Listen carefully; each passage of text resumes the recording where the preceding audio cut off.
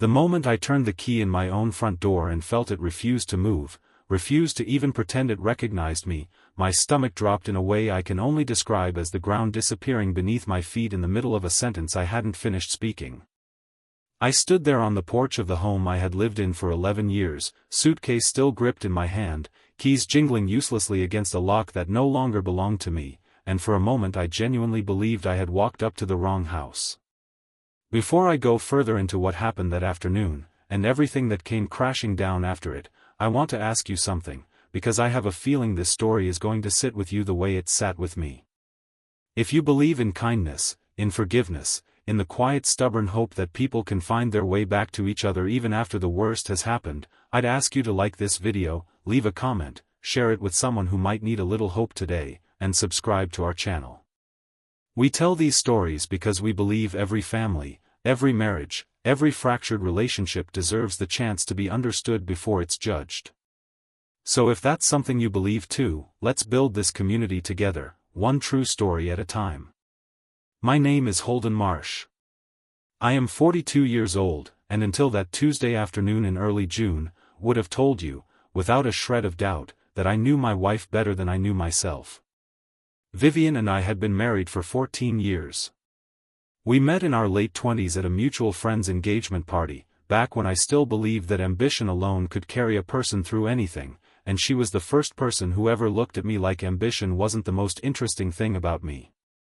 She was a nurse, is a nurse, one of those people who carries an entire hospital ward's worth of exhaustion home with her every night and still finds the energy to ask you how your day was before she even takes her shoes off.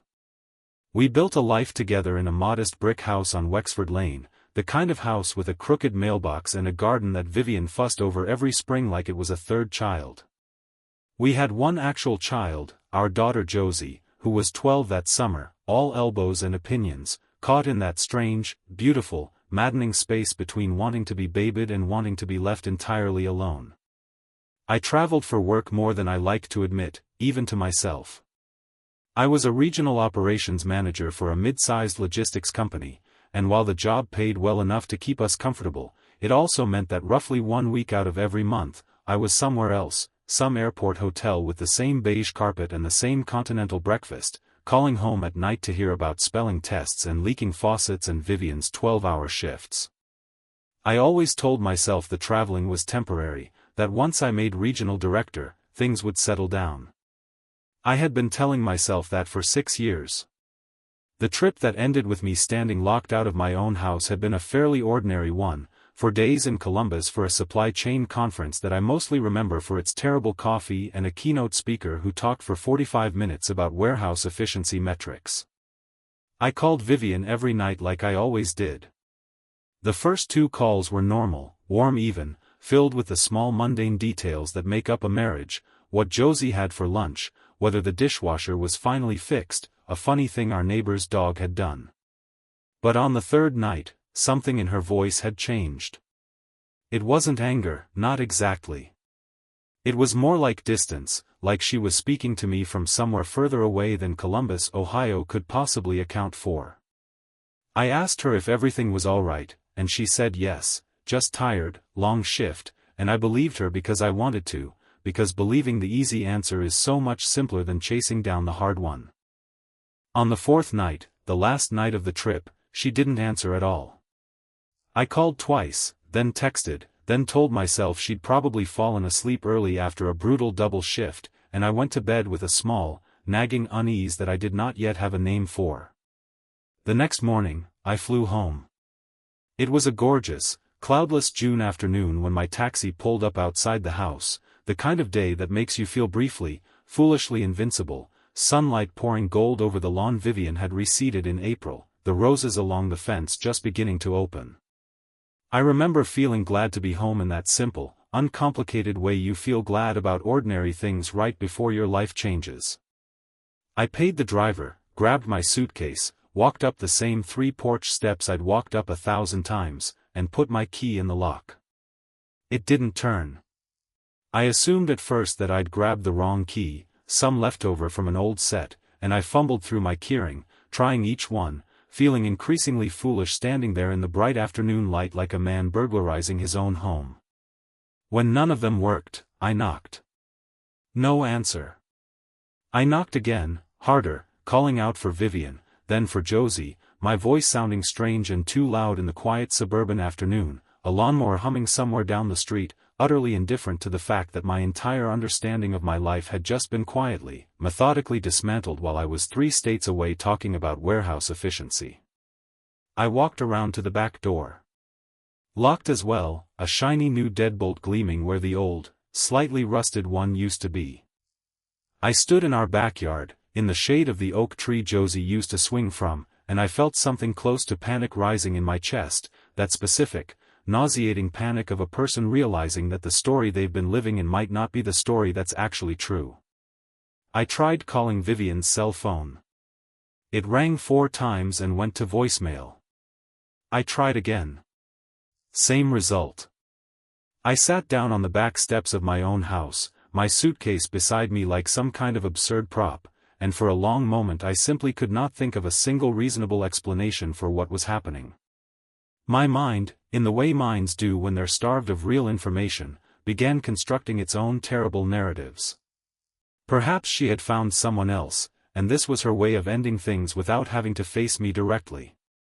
Perhaps something had happened to her, to Josie, and I was the last to know, locked out even of the tragedy. Perhaps, and this thought arrived with a particular kind of shame, she had finally had enough of the traveling, the absences, the birthdays and school plays experienced only through blurry cell phone videos, and had simply decided, in the quiet efficient way she decided most things, that our marriage was over, and this was how she was telling me. I want to pause here, in the middle of my own bewilderment, and admit something to you, because I think honesty is the only thing worth offering in a story like this one. In the weeks and months before that day, I had not been entirely honest with Vivienne, not about anything scandalous, not about another person, but about something that had been eating away at the foundation of our life together just as thoroughly as any affair might have. 2 years earlier, I had made an investment. A friend from college convinced a small group of us to put money into a startup he swore was going to change everything, and like a fool who mistook confidence for competence, I had put in far more than we could afford to lose, using money from a home equity line of credit that Vivienne did not know I had opened. When the startup collapsed 8 months later, I was left owing money I had no easy way to repay, and rather than tell my wife the truth, that I had gambled a piece of our home, our security, our daughter's college fund, on a stranger's promise, I had done what men in my position too often do. I had hidden it. I made minimum payments. I picked up extra consulting work on the side that I told her was simply overtime. I lay awake some nights doing math in my head instead of sleeping, calculating how many more months I could keep the secret contained before it inevitably broke free. Sitting on those back steps, I did not yet know that this secret was the very thing unraveling in my absence. I only knew the shape of my own dread, and it was enormous. After nearly 45 minutes of increasingly desperate phone calls, a car finally pulled into the driveway, and it was not Vivienne's silver sedan but her sister Meredith's blue hatchback. Meredith stepped out first, her expression carefully neutral in a way that told me immediately she had been coached, and then Vivienne emerged from the passenger side, and even from 30 feet away I could see that something fundamental in her had shifted. She was not crying. She was not furious. She looked, more than anything, exhausted in a way that went far deeper than a 12-hour shift, exhausted in the way a person looks after they have finally set down a weight they've been carrying alone for far too long. She walked toward me slowly, and Meredith hung back near the car, arms crossed, watching us with the wary protectiveness of a woman ready to intervene if her sister needed her to. I stood up from the steps, my legs unsteady, and I said her name, and I heard my own voice crack in a way that embarrassed me, though I no longer had the energy to be embarrassed about anything. I asked her what was happening, why the locks were changed, whether she was leaving me, whether there was someone else, whether Josie was all right, all of it spilling out in a jumbled, desperate rush. Vivienne held up a hand, not unkindly, but firmly, the same gesture she used with frightened patients in the emergency room when she needed them to stop talking long enough to be helped. She told me Josie was fine, that Josie was at her friend's house for the afternoon and knew nothing about any of this, and that no, there was no one else, and I felt a flood of relief so intense it nearly buckled my knees, followed almost immediately by a fresh wave of dread when she said the words that would define the rest of that day and, in many ways, the rest of our marriage. She said, "I know about the money, Holden." I have thought about that moment more times than I can count in the months since, replayed it the way you replay a car accident, trying to identify the precise instant everything went irreversibly wrong. I asked her, stupidly, what money she meant, as though there were multiple secret debts I might have been keeping from her, and she looked at me with an expression that was not quite anger but something colder and more devastating, a kind of grief, and she said that 3 days earlier, while I was in Columbus, a letter had arrived from the bank, a letter I had specifically arranged to have sent to my office rather than the house, except that in a small, almost absurd twist of fate, the bank had made an administrative error and mailed a duplicate notice to our home address instead. Vivienne had opened it, thinking it was routine mail, and had instead found herself reading a formal notice about a home equity line of credit she had never known existed, one that was, according to the letter, seriously delinquent, with a warning about further action if payments were not brought current. She told me she had spent the rest of that day making phone calls, first to the bank, then to our regular mortgage lender, piecing together a picture that took her breath away, a picture of debts I had been servicing in secret for nearly 2 years, of money quietly bled out of accounts she thought were healthy, of a home she had believed was safely, fully ours now revealed to be carrying a hidden burden she had never agreed to and never knew about. She told me that when she finished making those calls, she sat alone in our kitchen for nearly 3 hours, and in that time, something in her simply broke, not our marriage, not yet, but her sense of safety in it, her certainty that whatever else happened between us, she at least knew the truth of our shared life. I want to be honest with you about what I felt in that moment, standing in our driveway with the June sun beating down on both of us, because I think it matters. I did not feel defensive, not at first. I felt, more than anything, a kind of nauseated shame that reached all the way back to childhood, to every time I had hidden a bad grade or a broken window from parents who I feared would love me less for my failures. I had spent 2 years protecting Vivienne from a truth I told myself would only hurt her, and in doing so, I had committed a much deeper betrayal, the betrayal of deciding, unilaterally, that she did not deserve the dignity of the whole truth about her own life. I asked her, my voice barely above a whisper, why she had changed the locks. It seemed, in that moment, like such a strange and specific response to financial dishonesty, more the response to violence or infidelity than to a hidden debt, and I think some part of me, even then, sensed there was more to the story than I yet understood. Vivienne's composure finally cracked, just slightly, just enough for me to see the fear underneath the exhaustion. She told me that the letter from the bank was not the only thing that had happened while I was away. 2 days after discovering the debt, a man had come to the house, someone Vivienne did not recognize, asking for me by name, claiming to represent one of the private lenders connected to the failed investment, the kind of lender that does not send polite letters but instead sends men who stand a little too close on your porch and speak in tones that carry an unmistakable undercurrent of threat. Vivienne had told him I was traveling and asked him to leave, and he had, but not before making a comment, vague but chilling, about how these situations tend to resolve themselves one way or another, and how it would be a shame for a family to be inconvenienced by a man's poor decisions.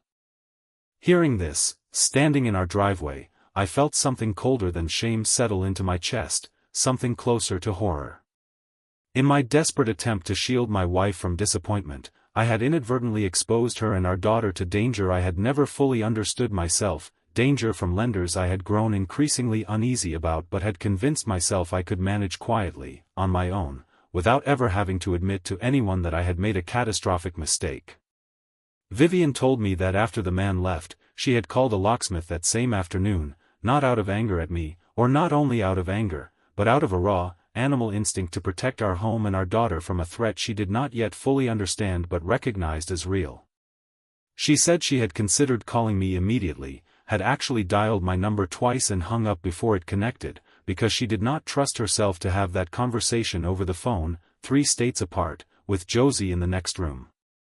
She wanted to look me in the eyes when she asked me the truth. She wanted, she said, her voice finally breaking on the word, to know if the man she had built a life with was still someone she could trust to tell her the truth about anything at all. I asked her, then, the only question that felt like it mattered, whether she wanted me to leave, whether this was, in effect, the end of things dressed up in the language of home security. Meredith took a small step forward at this point, as if bracing to catch her sister, but Vivienne shook her head slowly, and she said something I will carry with me for the rest of my life. She said that changing the locks was never about keeping me out permanently. It was about making sure that the next time I walked through our front door, would have to do it honestly, that I would have to knock, and ask, and be let back in, rather than simply assuming, the way I had assumed so many things about our marriage, that access to her trust was something I was owed rather than something I needed to earn back. We stood in that driveway for a long time after that, longer than felt comfortable, the afternoon sun beginning its slow descent, throwing long shadows across the lawn. Meredith eventually excused herself, saying she needed to pick up her own kids, though I suspect she was giving us the privacy she sensed we needed, and before she left she gave me a look that was not quite forgiveness but was not condemnation either, the look of a woman reserving judgment until she saw what I did next with the chance I'd been given. Vivienne and I sat down on the porch steps together, and for the first time in 2 years, I told her everything. I told her about the friend from college, about the confidence that had felt so persuasive at the time, about the home equity line of credit I had opened without her signature, in a moment of desperation I was not proud of, exploiting some administrative loophole related to the fact that my name alone was on an old refinancing document from before we were married. I told her about the collapse of the investment, about the debt collectors, about the private lender whose terms had grown increasingly aggressive, about the man on our porch who had apparently decided that a veiled threat to a stranger's family was an acceptable business practice. I told her about the sleepless nights, the second job I had lied about, the specific, suffocating loneliness of carrying a secret you know is actively poisoning the person you love most, and not knowing how to set it down without destroying everything in the process of finally being honest. I want to tell you that Vivienne forgave me instantly, in some sweeping cinematic gesture, but that is not what happened, and I think it's important to say so, because real forgiveness, the kind that actually holds a marriage together instead of just papering over its cracks, does not usually arrive like a lightning bolt. It arrives slowly, in installments, the way debt does, except in reverse, each honest conversation a small payment toward rebuilding something that trust had been withdrawn from. What Vivienne gave me that afternoon was not forgiveness, not yet, but something perhaps more valuable in the moment, which was the willingness to keep talking instead of walking away. She told me she was furious, and she was, in a controlled, exhausted way that was somehow more devastating than shouting would have been. She told me that the deepest wound was not the money itself, because money, she said, can always be earned back, budgeted for, recovered from with enough time and discipline. The deepest wound was the 2 years of solitude I had imposed on her without her knowledge or consent, 2 years in which she had believed we were facing our lives together, side by side, when in truth I had quietly appointed myself the sole keeper of a burden that was, by every right of marriage, hers to help carry too. She said that trust, once she learned it had been managed rather than honestly given, could not simply be reinstated by an apology, however sincere. It had to be rebuilt, brick by brick, the way you'd rebuild a wall that had been secretly hollowed out from the inside. We talked through the rest of that afternoon, past the point where Josie was due to be picked up from her friend's house, so that Vivienne eventually called Meredith back to collect her, buying us a few more precious hours of daylight in which to say things that had been unsaid for far too long. I learned, in that conversation, things about Vivienne's own fears that I had never fully understood, how her own father had left her mother buried under secret debts when Vivienne was a teenager, how she had grown up watching her mother work double shifts to dig them out of a hole a man's pride had dug, how some small, unspoken part of her had always harbored a quiet terror that she might one day find herself in the same position, and how discovering my secret had detonated that old fear in a way that went far beyond the specific dollar amount on the bank's letter. I understood, hearing this, that I had not simply lied to Vivienne about a financial mistake.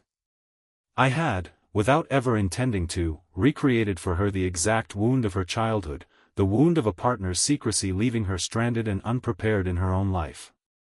Knowing this did not undo what I had done, but it gave me, for the first time, a real map of the terrain I would need to travel if I wanted to earn my way back into the home I was still, at that point, locked out of.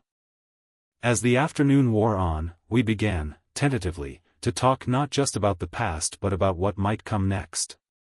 Vivienne told me she was not asking me to leave the house, that she had never intended to. The locks were a message, not an eviction. But she was asking, in clear and specific terms, for things to change immediately and completely.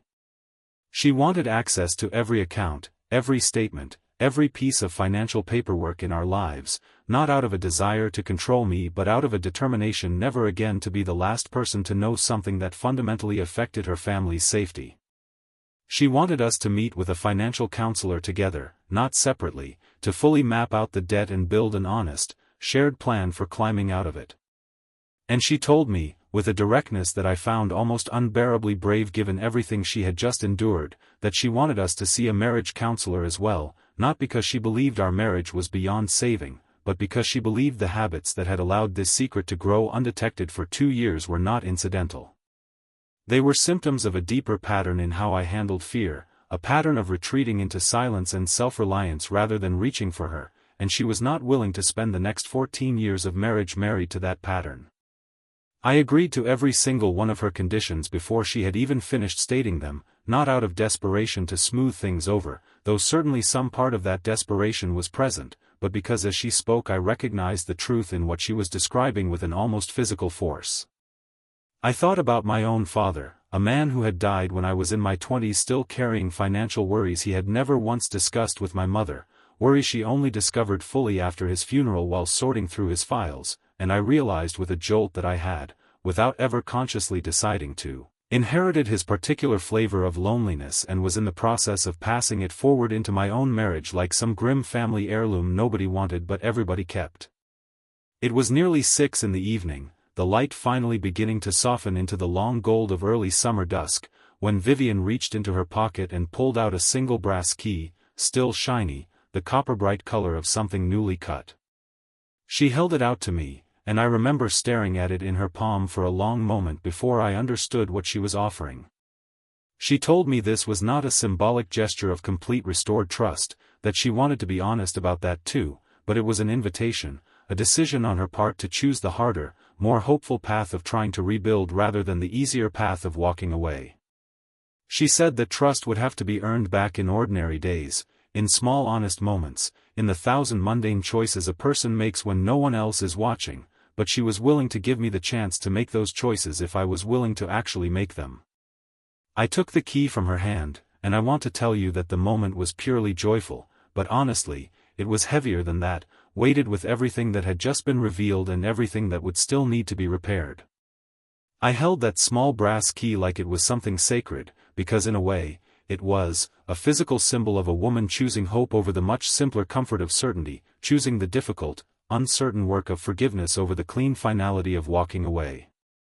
We walked up to the front door together, and I put the new key into the new lock, and it turned smoothly, and the door swung open into the house I had lived in for 11 years, a house that in that moment felt entirely new, because I was entering it not as the man I had been that morning, the man with secrets stacked quietly in the walls, but as a man who had just been given the rarest kind of second chance, the chance to build the same life again, except honestly this time. If you've made it this far with me, I want to ask you to pause for just a moment and think about the lesson sitting at the center of this story, because I believe it's one worth carrying with you. So often we convince ourselves that protecting the people we love means shielding them from hard truths, when in reality, the truths we hide from the ones closest to us almost always find their way to the surface eventually, and when they do, the damage is rarely about the truth itself. It is about the silence we built around it. I would love to hear from you in the comments, whether you have ever carried a secret you thought you were protecting someone from, or whether you've ever discovered a truth that changed how you saw someone you loved, and how you found your way through it. Your stories matter to us, and I read every single comment, because I believe this community grows stronger every time we're honest with each other about the hardest parts of being human. The weeks that followed that afternoon on the porch were not easy, and I think it would be dishonest of me to suggest otherwise, because a story that pretends healing happens instantly does a disservice to anyone actually living through something similar. Vivienne and I began seeing a financial counselor recommended by a colleague of hers, a calm, unflappable woman named Rosalind Petrakis who had clearly seen far worse financial situations than ours and treated our mess with a kind of practical compassion that made the shame slightly easier to bear. Together, in Rosalind's small office with its overstuffed bookshelves and slightly too warm radiator, Vivienne and I laid out every debt, every account, every uncomfortable number, and began building a plan to climb our way out of the hole I had dug. It was slow, unglamorous work, the kind that does not make for dramatic storytelling but does, day by day, rebuild something real. We sold the second car and Vivienne picked up an extra shift some weeks, not because we needed the money desperately but because she wanted, she told me, to feel like an active participant in fixing what had been broken rather than a passive victim of my mistake. And I understood that need in a way I don't think I would have before that June afternoon. We also began seeing a marriage counselor, a soft-spoken man named Desmond Achterberg who had a habit of asking questions so simple they left me stunned into long silences, questions like what does safety feel like to you, or when you feel afraid, what is the very first thing you want to do?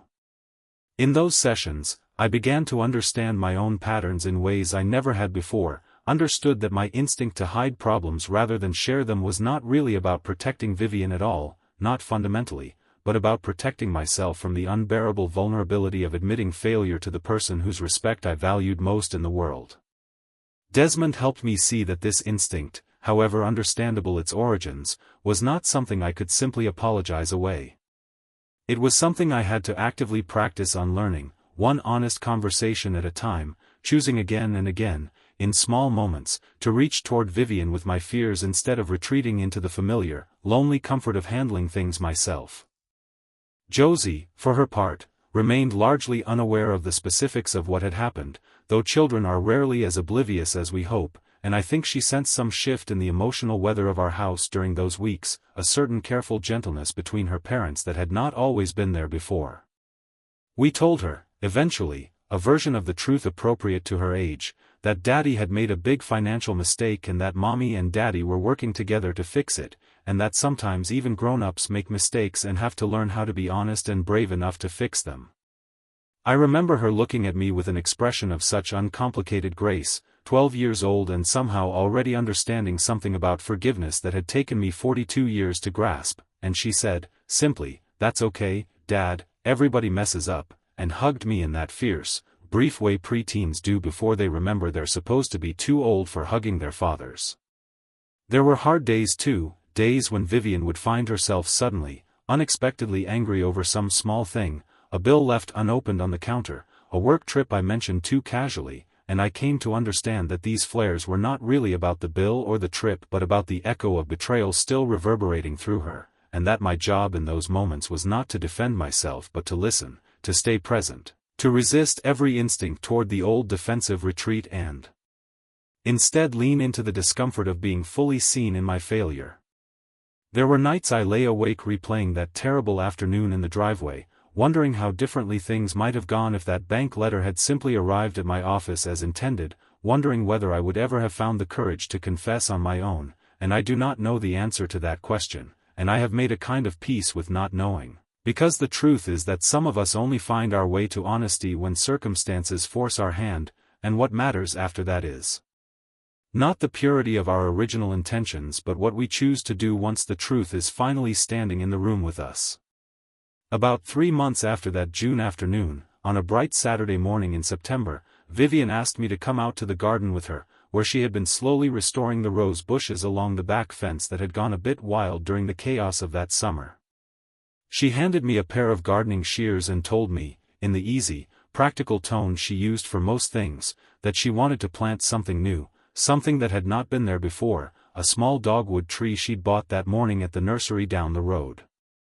We spent the better part of that morning digging the hole together, arguing companionably about how deep it needed to be, and as we packed the soil around its roots, she told me, without any particular ceremony, that she had decided to trust me again, not because the danger of ever being deceived had disappeared entirely, because she understood now that no relationship could offer that kind of absolute guarantee, but because she had watched me, over those 3 months, choose honesty again and again in 100 small ordinary moments, and she had come to believe that those small choices, repeated consistently over time, were themselves a kind of proof more convincing than any promise could be. I think about that dogwood tree often now, how it was small and a little sparse when we planted it, nothing to look at really, and how it has grown steadily in the years since, its branches filling out a little more with every season, its white blossoms arriving reliably each spring in a way that neither of us takes for granted anymore. I think about how trust, real trust, the kind that survives betrayal and rebuilds itself into something even sturdier than before, grows in exactly that same slow, undramatic way, not through grand gestures but through seasons of quiet, faithful tending. The private lender situation, should mention, resolved itself with considerably less drama than that ominous porch visit had suggested it might. With Rosalind's guidance, we consulted with a consumer debt attorney who helped us negotiate a legitimate, structured repayment plan and, more importantly, put the lender on formal legal notice regarding the implied threat their representative had made, which was enough, apparently, to ensure no one ever came to our porch again. It took us just under 2 years to fully repay what I had borrowed, 2 years of careful budgeting and honest conversation and the occasional difficult sacrifice, and I remember the specific, almost giddy relief Vivienne and I felt the afternoon we made the final payment, how we opened a bottle of cheap champagne and toasted not to the money itself but to the fact that we had faced it together, every step of the way, from that point forward. Josie is 15 now, taller than her mother, in the thick of her own teenage complexities, and every so often, usually late at night when she thinks I'm not paying close enough attention, I catch her watching Vivienne and me with a certain quiet curiosity, as though she's studying the architecture of a marriage she'll one day try to build for herself. I hope, when she is old enough to understand the full story of that June, that she will take from it not the lesson that her father was a man who made a terrible mistake, though that is certainly true, but the deeper lesson that her parents were two people who, faced with the worst betrayal either of them had experienced, chose the harder, braver path of staying and rebuilding rather than the easier path of walking away, and that the home she grew up in afterward, though it carried its scars, was stronger for having survived them honestly. I still have that first brass key Vivienne handed me on the porch that afternoon. It no longer fits our current locks, we've changed them twice since then, once for ordinary security reasons and once, 3 years later, simply because Vivienne wanted new hardware for the front door and I suspect, though she has never said so directly, because she wanted the literal, physical reminder of that day finally retired in favor of something we chose together, in an ordinary Tuesday of no particular crisis. But I've kept that original key in a small wooden box on my dresser, alongside my father's old watch and a few other things I consider too important to lose, and every so often, when I open that box for some other reason, I catch sight of it and I remember standing in that driveway in the golden June light, terrified, ashamed, and somehow, impossibly, being offered a second chance I had done nothing yet to deserve. Before I close this story, I want to ask you to take a moment and leave a comment about what this story stirred in you. Perhaps you've experienced a betrayal, financial or otherwise, that shook the foundation of a relationship you loved. Perhaps you've been the one who kept the secret, carrying that particular loneliness I described, and you understand from the inside how easily good intentions can curdle into damage. Or perhaps you've been the one who discovered the truth, who had to decide, in some driveway or kitchen or quiet bedroom of your own, whether to walk away or to stay and do the harder work of rebuilding. Whatever your experience, I would be honored to hear it, because I believe that when we share these stories honestly, we give each other permission to be honest too, and that permission, more than almost anything else, is what allows broken things to be mended. If this story touched your heart even a little, I would be so grateful if you would like this video, leave a meaningful comment sharing what this story meant to you, share it with someone in your life who might need a reminder that second chances are possible, and subscribe to our channel so you never miss another one of these journeys. We tell these stories because we believe, deeply and stubbornly, in the capacity of ordinary people to fail each other and still find their way back, in the quiet, unglamorous, day-by-day work of forgiveness, and in the idea that a locked door, however frightening it feels in the moment, is not always an ending. Sometimes, if we are brave enough to knock, and honest enough to answer truthfully when the door finally opens, it is simply the beginning of a home rebuilt on steadier ground than it ever stood on before. Vivienne and I have been married 18 years now. We still fight sometimes, still misunderstand each other in the small, human ways that every long marriage accumulates, but we have never again let a secret grow quietly in the space between us, because we both know now, in our bones, what that particular silence costs. Every spring, when the dogwood tree in our backyard blooms white against the fence, I think about that terrible, transformative June afternoon, about the sound of a key that would not turn, about the woman who chose to hand me a new one anyway, and I am reminded, every single year, that the home worth protecting was never really about the locks at all. It was always about the honesty we were finally, fully willing to let each other inside to see.